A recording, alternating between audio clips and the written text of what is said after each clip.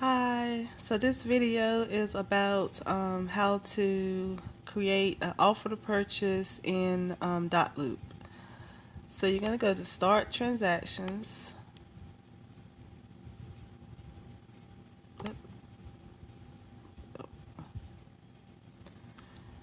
That's going to take you into the loops.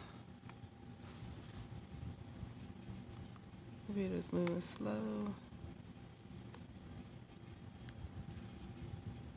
Okay, so we're going to use the loop called Pretend. This is our practice loop.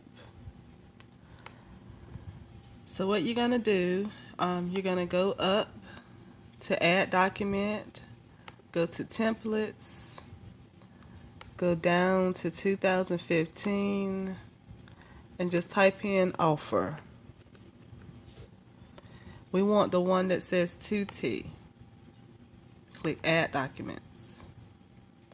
So that's going to put the offer right here in your loop, in the pretend loop, in the pretend folder. You're going to click on it.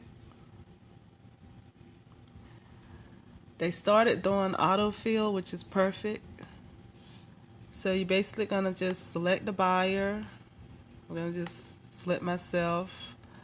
Sometimes you have to add, like if the person is not in the system. So we'll just, make up a name. All we need is a name and an email.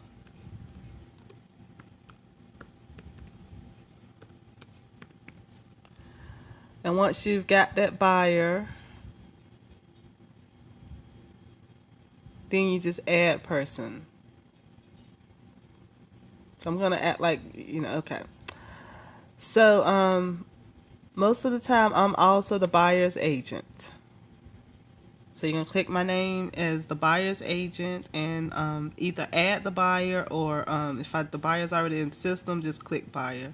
It might be two buyers, so you're just going to click, a buyer for each one of them. So then the property address, you're going to just put it there. I'll send that to you or I'll send you the MLS number. So I'm going to just use one of my clients' property addresses. You see how it's already coming up? So if it comes up, that's good. You're just going to click on it, and then it automatically auto-fills everything. You are going to have to add in the partial ID, the county, the financials. I'll tell you what I want the purchase price to be, so you just put that there. The earnest money deposit, I'll tell you what I want that to be. I'll tell you who is holding the earnest money. Most of the time it's going to be Keller Williams. And I'll tell you like what closing date to pick. So you'll just move it, to whatever the date is that I tell you.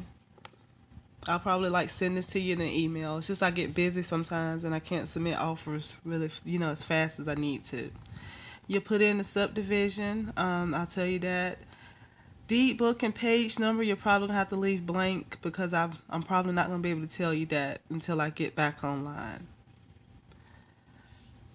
And after you put all the information in, you're going to autofill. Then it's going to actually pull up the contract.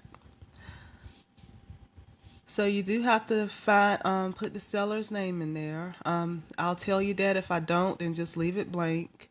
You already know the buyer's name. Go ahead and put that in there. The address has already auto-filled. You'll need to put the county in there. This is the tax information. I said just leave that blank because I probably won't have it. Unless I give you the MLS sheet. Sometimes it's on that. This is where we populated the purchase price and the earnest money. If I say some due diligence money or DD, then you just put that right here. You're going to have to subtract this top number from these two middle numbers and put it down here at the bottom. I want to make sure my buyer is signing everything, so always make sure that this says your buyer. Always assign this to your buyer. So, it'll be their initial showing up.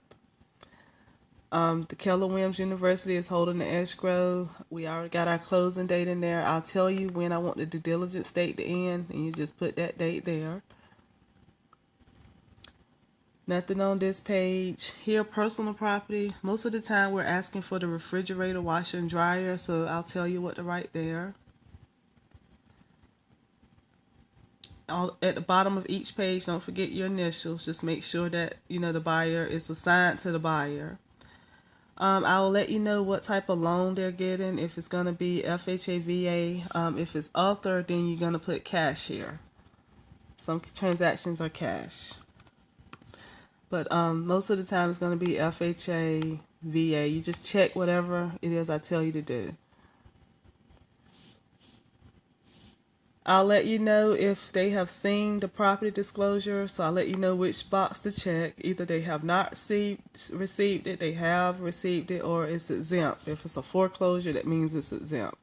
Same thing with the mineral, oil and gas. I'll tell you if they got it, have not got it, or exempt. Most of the time, the seller has owned the property for more than 1 year. If the property was built before 1978, then you have to do a lead-based paint addendum. If it's a HOA, then you would put that here, and I'll let you know.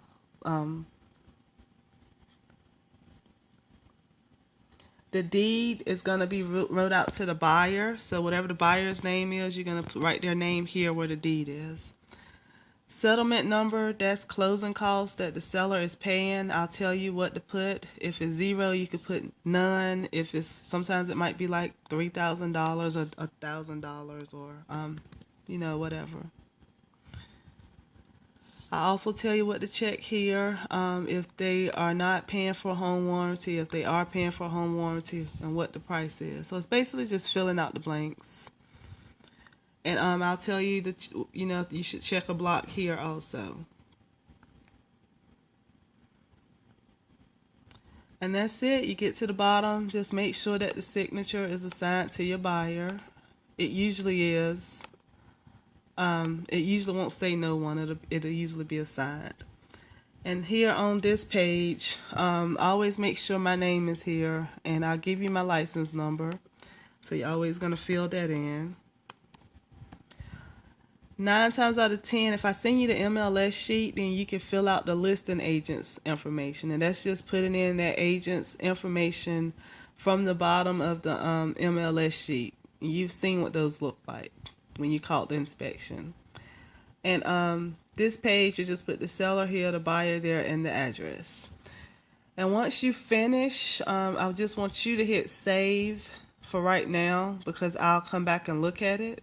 But later on, once you're kind of doing these a lot, you can hit save and share, and it will share it with the buyer. Well, actually, I do want you to, well, anyway, we'll figure that out. But when I'm ready for you to send it to the buyer.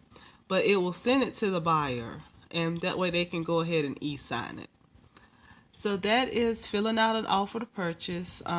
More than likely, I will email you the information to put in, and then you just enter in the information and save it for right now. Or I might, just say go ahead and send it, and that's it.